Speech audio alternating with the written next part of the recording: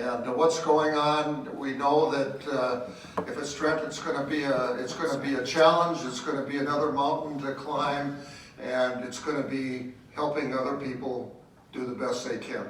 Thank you, Trent.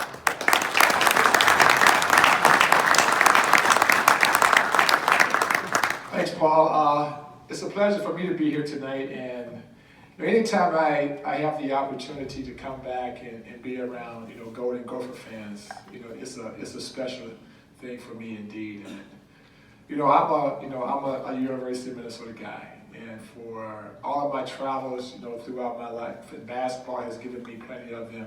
There has never been a place, like Minnesota and the University of Minnesota.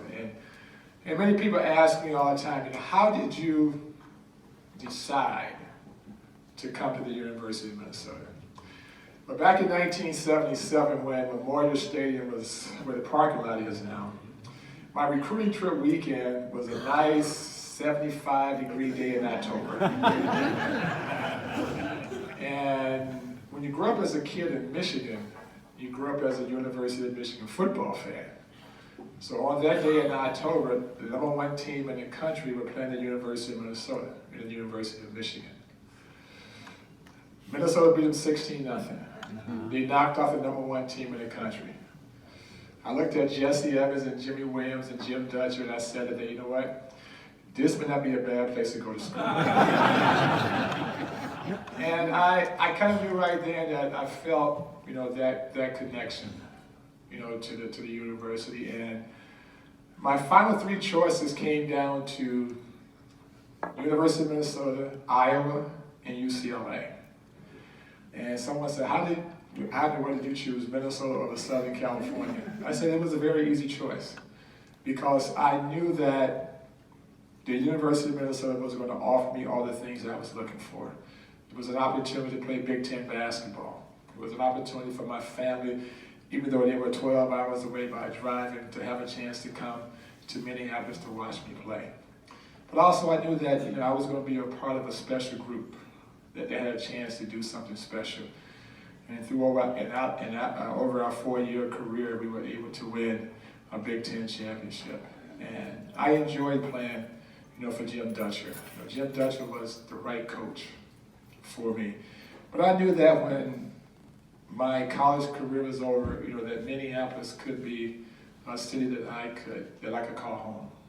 Because all the things that Minneapolis has to offer, outside of the university, most college towns they don't offer that. And today I look at, when we talk about recruiting players, football, basketball, hockey, or whatever it may be, to come to the University of Minnesota it's a hard thing to do. And for me, that baffles me. Because in 1978, if Jim Dutcher could get the #1 recruiting class in the country, some 40 years ago, I believe we can do the same thing today. And I think it's up to our administrators, our coaches, to really get out and not just sell Dinkytown, but sell Minneapolis as a whole. Because there are a lot of wonderful things that we have to offer that I don't think many other cities can match us. If a parent comes in for a weekend and the kids are going to spend some time with the players, we need to set up opportunities now for the parents to see something other than Dinkytown, to take a bigger look at what Minneapolis has to offer. Every kid would love to have the opportunity to play professional sports, and I was very fortunate to do that. But if your kid is not able to make that ultimate leap, what do we offer after the 4 years are over? And I can't find another city in the country, that can flush out as many Fortune 500 companies as Minneapolis can. And during that 4-year span, now it's time where the young people can build that resume. They can create that network. So when that 4-year time is over, they have a built-in avenue they can travel. And now they can start their career, as basketball is over or football is over. And I would just love to be a part of a group that is willing, to introduce parents when they come to town on the weekend to show them exactly, what their kid is getting. Not just the opportunity to get a good education, not just a chance to play in a Division I Big Ten school, but also what Minneapolis has to offer. I think it's a package, that we are not selling. And I think if we can bring these two things together, like I mentioned before, if Jim Dutcher can bring in the #1 recruiting class in 1978, why can't we do that today? And I think the door is wide open for us to really step into this moment and make this happen. To me, the university is a special place. And I have a built-in relationship, with the city of Minneapolis. And New York City was a great place to live. Chicago was a wonderful place to live as well, but Minneapolis is second to none.